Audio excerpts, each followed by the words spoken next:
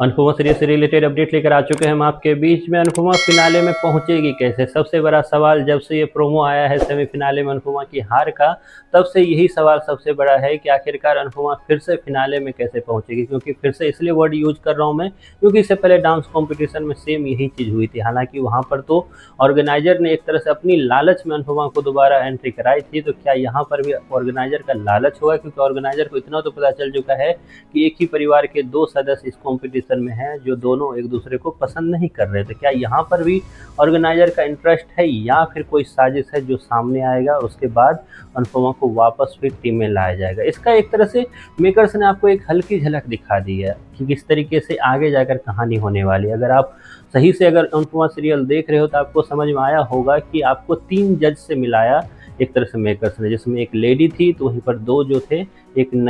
Young generation के आपको दिखाया दिया जज, तो वहीं पर एक ओल्ड जनरेशन से जज को दिखाया गया, वहीं पर एक लेडी को बीच में रखा गया। एक तरह से मेकर्स ने पहले आपको एक हल्की परछाई देने का काम किया कि आगे जाकर होगा क्या और उससे भी जाकर आगे क्या होने वाला है। जहां हमने फर्स्ट राउंड में ही लेडी जज को देखा कि किस तरीके से वो अनुपमा को जज करती हुई दिखी, एक तरह से पहले से अपना एक तरह से सोच बनाकर आई हुई वो अनुपमा को काफ़ी ज़्यादा सुनाती हुई नजर आई। ना सिर्फ खाना बनाने से पहले, खाना बनाने के बाद भी अनुपमा को काफ़ी ज़्यादा रोतलू बोला, काफ़ी ज़्यादा आंसू बहाने वाला। हर एक बोल में ये दिख रहा था कि वो अनुपमा को टोंट मार रही है, ताने मार रही है। वहीं पर मेकर्स ने आपको ये भी दिखाया कि अदर जो 2 जज थे, जिसमें से एक न्यूट्रल है, मतलब वो जो गोवा का है, जो जोएल है, वो जो है वो न्यूट्रल है, लेकिन एक जो ओल्ड मैन है, मतलब जो ओल्ड जनरेशन का जो जज है, जो शायर करते रहते हैं, वो एक तरह से आपको दिखा कि किस तरीके से वो सही के साथ है, मतलब वो अनुपमा के साथ है। अब इसमें ये झलक दिखाने के पीछे मेकर्स का एक राज था, वो ये था कि आगे जाकर आपको दिखेगा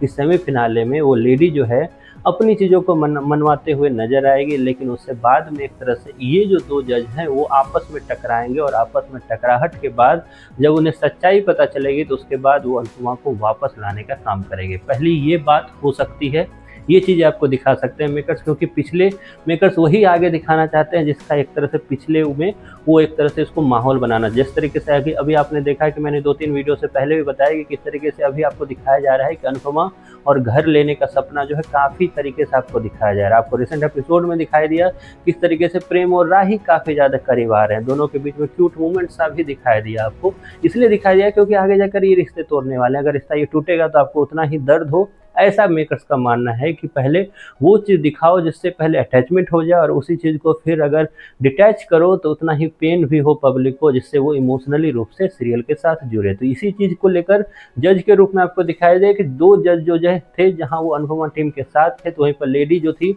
वो अनुपमा को बिल्कुल पसंद नहीं कर रही थी। ऐसे में लेडी को सबक सिखाने के लिए, उस लेडी जज को सबक सिखाने के लिए ये 2 जज खड़े होंगे और वो वापस लेकर आएंगे अनुपमा और उसकी टीम को, और हमेशा की तरह सरप्राइज फिर से अनुपमा को मिलता नजर आएगा। लेकिन सवाल ये है कि सेमीफिनाले में हार के बाद और सेमीफिनाले के बाद फिनाले में पहुंचने तक